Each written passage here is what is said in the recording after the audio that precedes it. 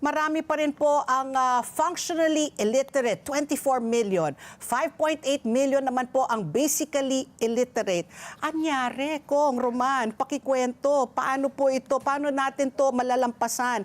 At to think na we're only, 112 million? So like almost like 5% are, I mean, it's more, no? 24 million. And Pat, if you, I think it's 3 out of 4. 3 out of 4. If it's that data That we data. have. Oo. Okay, Kong Roman, ikaw na magkwento. What happened? Well, una, Pat P, with respect to yung budget na malaki para sa 2026. Oo. Yan po, hindi naman automatic na dahil tumaas ang budget na yan, ay sigurado natin na ma-improve natin lahat ng mga iba-ibang challenges sa education.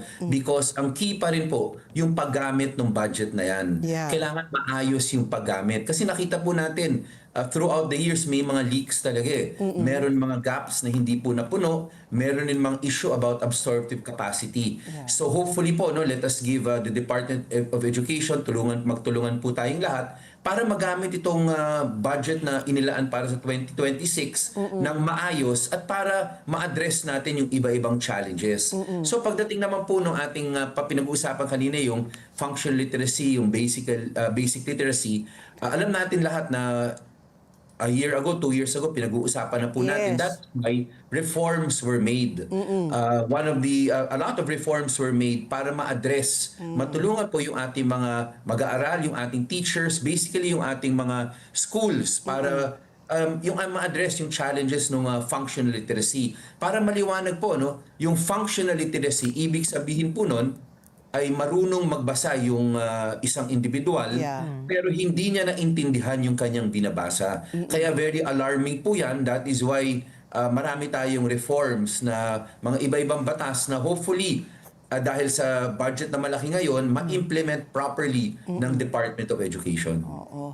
Functional, so cannot comprehend, no? Nababasa pero cannot comprehend. Pero yung basically illiterate na po, yung 5.8, yun talaga, hindi niya talaga, hindi nakakabasa, hindi pa naintindihan. Yun po yung diferensya po. Tama po yun.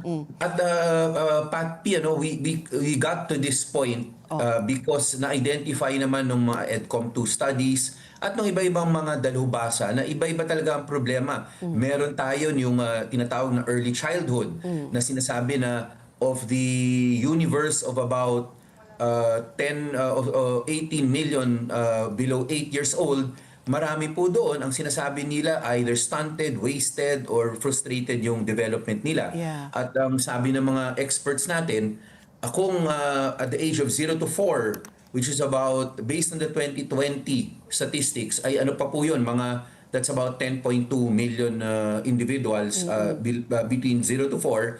Pagka hindi po nutritionally healthy ang bata, ay hindi lang yung physical development ang naapektuhan.